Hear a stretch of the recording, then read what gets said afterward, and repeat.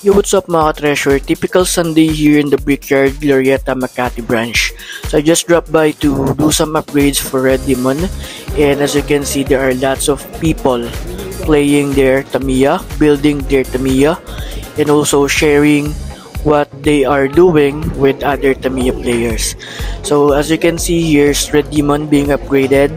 So I just bought a new wheel set and also some brakes to stabilize Red Demon when he is on track. So, mura lang naman yung pag-upgrade natin dito, around less than 500 I guess. And there's also some other kinds of people, newbie and veterans, also families, doing a family time through Tamiya. So, andito tayo ngayon para mag-upgrade and also mag-test drive na din for Red Demon. So, kukunti pa lang yung nagre-race, pero ang daming nandun sa upgrade stations or area. So later on, we will try Red Demon's new speed and stability. So, ayun lang, na-share ko lang. Punta kayo dito sa Brickyard Glorieta branch.